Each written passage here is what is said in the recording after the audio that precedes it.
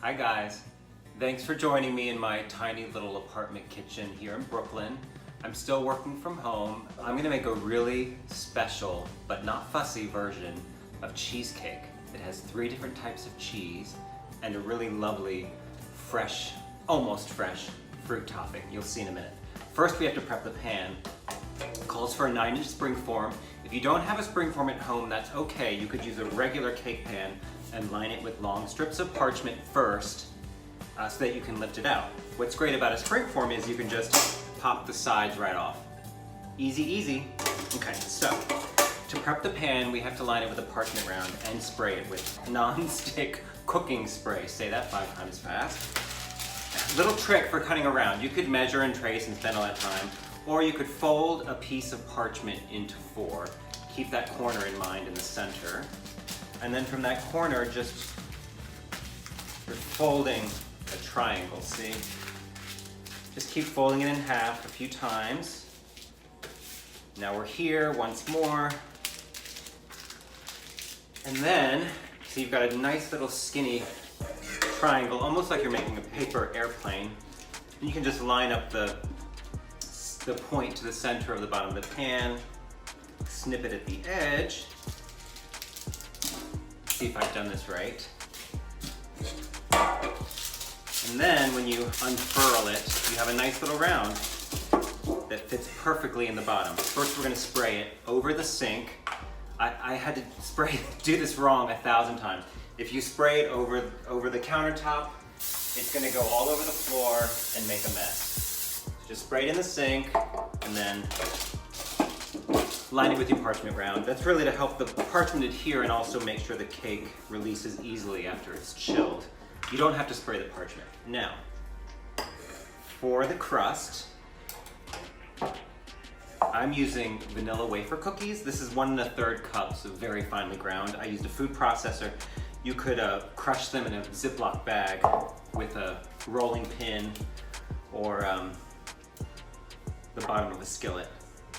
2 tablespoons of sugar goes in with the ground cookies, a pinch of salt, kosher salt, and 1/8 of a teaspoon of ground cinnamon for a little bit of spice. I'm not gonna measure 1/8 of a teaspoon, I'm just gonna pinch it with my finger. Okay, that looks good. And then our wet ingredient to bind it all together is melted butter, 2 tablespoons. You could certainly use a different kind of cookie. I like vanilla wafer cookies here. It's nice and simple, but it would be really delicious with chocolate wafer cookies if you like chocolate cheesecake. 2 tablespoons of unsalted melted butter goes in with the dry ingredients. And then just stir it all around until it's the texture of wet sand. That looks good. Okay.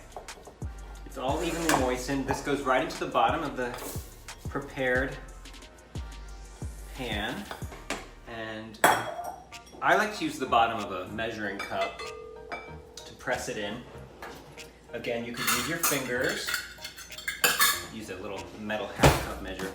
Just spread it around sort of evenly first with your fingers. You do want it to get nice and compact into the bottom so that it stays together. When it cools, the butter will harden again and hold it all together. I love this. You don't even have to bake the crust. Just really use your weight to press it in there. Don't be shy. See that? It's nice and compacted in there and flat. You could put this in the fridge. I'm gonna do it in the freezer because I want it to happen even faster. It'll take maybe 15-20 minutes at the most in the freezer. Okay, let's get to making our 3 cheese filling. And those 3 cheeses are, in no particular order, cream cheese, obviously. 4 ounces in this case, which is half of a stick. This is at room temperature. All of your cheeses should be at room temperature. Also 4 ounces of mascarpone cheese, which is an Italian style cream cheese actually. It's richer than regular cream cheese. And then our 3rd cheese, which is a really interesting one, unexpected, but I promise you it's so delicious. Goat cheese. This is the good stuff, Vermont Creamery. Soft, fresh, not the aged. You don't want an ash rind or boucheron or anything like that. save that for the cheese board. You want the fresh, soft stuff here that's nice and tangy and a little sweet. And then we also have sour cream here, 1 cup. This is a 2-cup container, so I'm eyeballing everything you've noticed. What's great about a no-bake cheesecake like this is that it's not perfect science. You can have slightly different measurements than the recipe and it'll all still set, because guess what? It gets firm in the freezer instead of using eggs to set in the oven. Right, so those, 1/3 cup of sugar goes in. This is just regular granulated. And then the seeds only from 1 vanilla bean. I happen to have a bunch of vanilla beans in my freezer that I was very lucky to have sent to me. They're really expensive right now. I don't exactly know why, but you certainly don't have to go out and buy a $12 vanilla bean. You could use a teaspoon of vanilla extract, make sure it's pure vanilla extract, not imitation, or my favorite, a newer product called vanilla paste. And it's actually as if, the paste is like if a bean and an extract made a baby. It's got all those beautiful seeds from a fresh bean, but it's suspended in a sort of thick, viscous liquid, vanilla liquid. And then, one more ingredient, a little lemon zest. Oh, I don't know, 1/4 teaspoon, 1/2 teaspoon. I like a little bit more, so I'm gonna go heavier. And you know me, I like to grate it upside down, and all that beautiful zest catches in the chamber. It smells so good. That goes in. And we're gonna beat this around until it's nice and smooth and creamy. We don't want any lumps in there. Lock it down. You could also do this in a hand mixer if you don't have a stand mixer. That's fine too. It'll get the job done.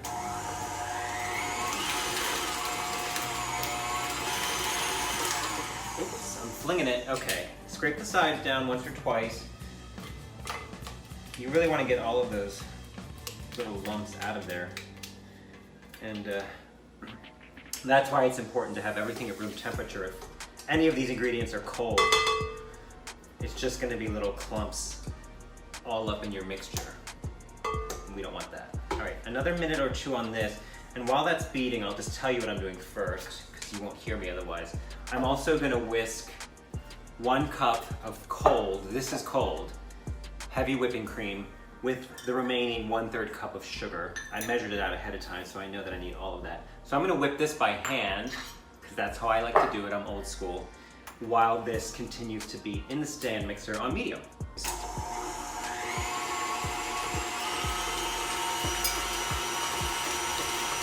See how fast I can do this cream. Usually I can do it in under a minute. I once did a side-by-side with a stand mixer using the whisk attachment, and it actually, I came in just under the stand mixer to stiff peaks, if you can believe it. We're getting close. See how the cream is starting to hold ribbons? I don't know if you can see that, but just nice medium to medium stiff peaks. That looks good, done.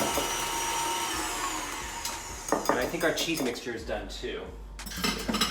So all we have to do is fold these together. Now, the recipe is going to tell you to strain the cheese mixture through a fine mesh sieve into another bowl.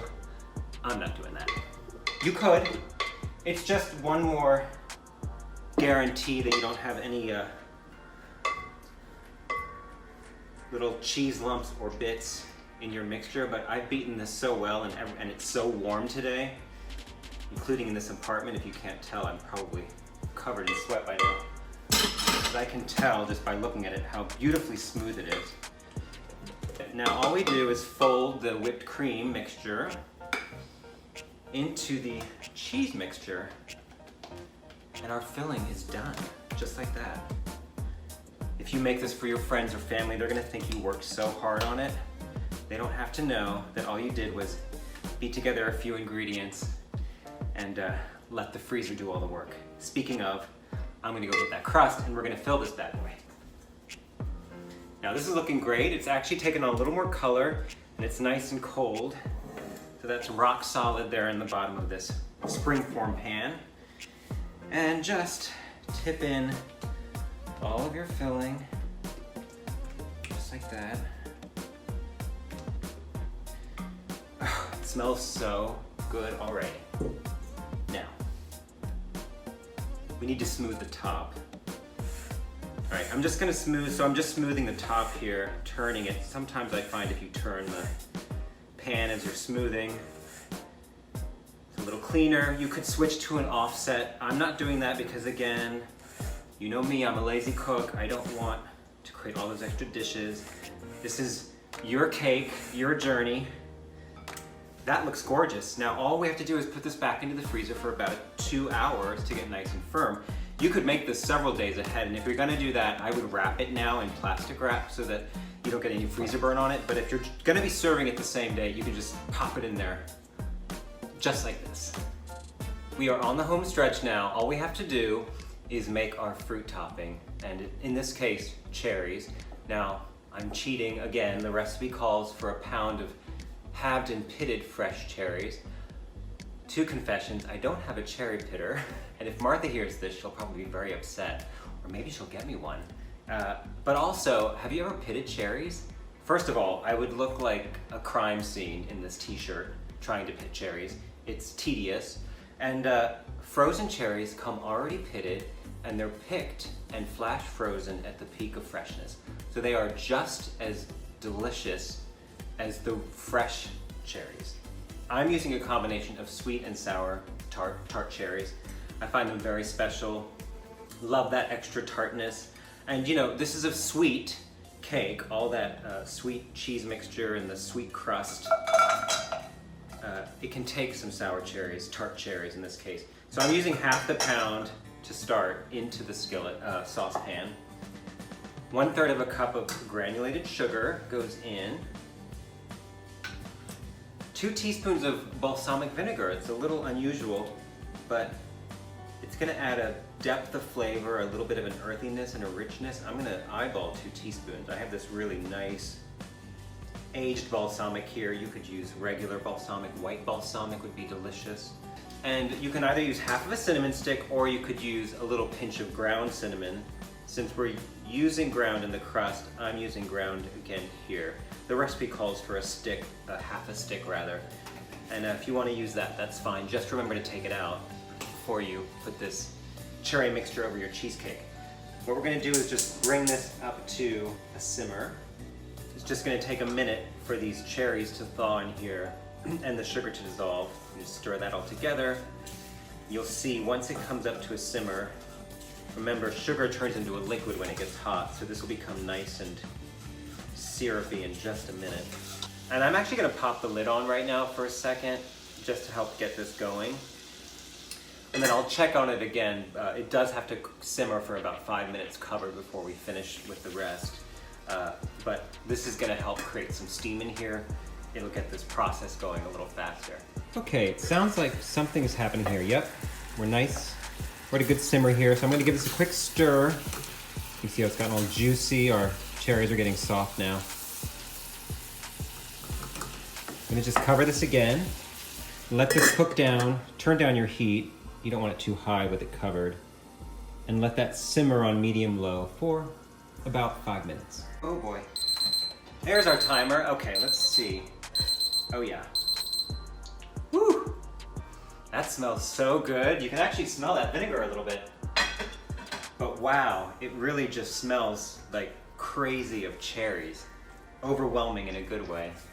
You can see how soupy that's gotten, but it's very thin. So we need to thicken this. And to do that, I'm gonna make a quick little slurry. A tablespoon each of cornstarch and water. Cornstarch is a wonderful thickener used for sweet and savory cooking. It's used extensively in Chinese cooking as a thickener. You want to get that nice and smooth so all that cornstarch is dissolved. Now when you're working with cornstarch in this application, it's very important that whatever mixture you're using it in returns to a boil. And that's going to activate the cornstarch, the thickening agents in it. So if you don't do that, it's not going to work. That goes right in. And I'm gonna actually crank up the heat now that the cover is off. And this should quickly come back to a boil and activate that cornstarch. Yep, it's already happening. It's almost instantaneous since everything's nice and hot now. And as this cools down, it'll thicken even further. So it thickens once, hot in the pot, and then it thickens even more as it cools down. Now the other half pound of these frozen cherries, I'm gonna get in here. If you're using fresh, you could just fold them in off the heat. But since these are frozen, I want them to just get a little warm. I want to get that chill off of them before I take it off the heat. That'll take maybe 20, 30 seconds. Wow. It's so gorgeous. I love the mix of sweet and tart cherries. You can see how they have a nice mix of color there. You'll see it better in a minute on the finished cheesecake. Now, I'm actually gonna use that same bowl and just get this off the heat. And this just needs to refrigerate until it's nice and cold. But you could do this, easily up to a week ahead. Just transfer it into a resealable container once it's cold and store it sealed until you're ready to use it. All right, so that's just gonna go in the fridge. And then once this is cold, we can put the whole thing together. Okay. First, run a thin-bladed knife, I'm using a paring knife, around the edges of the cheesecake and the springform pan. Because it's been frozen, you want to make sure it's nice and loose. And a thin knife is important here so that it doesn't tear the cake all the way around in one fell swoop. Here we go. Okay, pop the sides.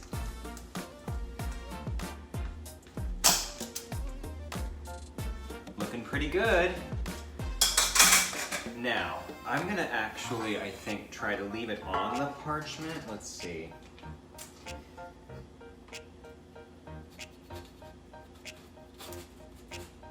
Here's the key when you're transferring a cake like this. You can't hesitate or it's gonna be ruined. You have to be brave and just go for it. I'm gonna make sure the whole thing is loose. It is, and I'm just gonna slide it right on over. So now we have our beautiful cheesecake and our topping. Cherry topping, it's nice and syrupy sweet. You can either serve it on the side or pile it on top. I'm gonna pile some on top and then maybe keep the rest off to the side and bring that over to the barbecue separately. Oh my goodness. There you have it. A beautiful, no-bake, 3-cheese cherry cheesecake. Thanks for watching. I hope you'll make it. It's really special and delicious, I promise. Happy eating.